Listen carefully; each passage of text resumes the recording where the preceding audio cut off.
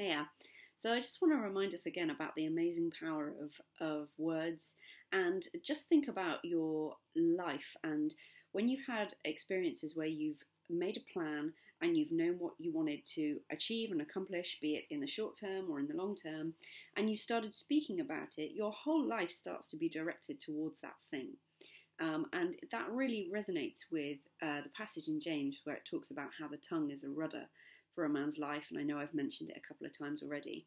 But I really want us to consider getting really acquainted with the things that we are looking for in our future, that we're really praying into, or the spiritual realities that we're working on cultivating in this season.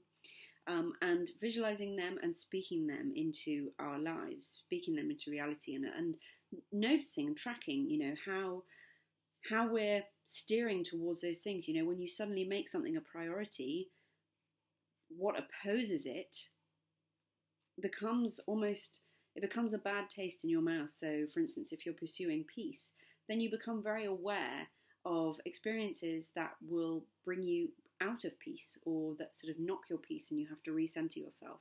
So it's about cultivating awareness and speaking out over yourself with intention what you're working towards.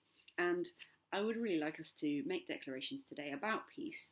And there's a couple of really good scriptures in John and in Isaiah that say, where Jesus says, "Peace I leave with you, my peace I give to you." So Jesus has given us his peace. And also Isaiah talks about how God will keep in perfect peace those who trust in him. So let's declare this evening about words about peace. So I speak to any worry, any stress, or any anxiety, and I say, "You cannot stay. Peace reigns in this temple." I speak to worry, stress, anxiety, and say, "You can't stay. Peace reigns in this temple." Because I trust in God, I am kept in perfect peace. Because I trust in God, I am kept in perfect peace. I am known as a peace carrier at home, in the workplace, and in all areas of my life. I'm known as a peace carrier at home, in my workplace, and in all areas of my life. And here's a good one. I do not have to strive for peace because God has already given it to me. I do not have to strive for peace because God has already given it to me. So remember, we are agents of peace. We're carriers of peace.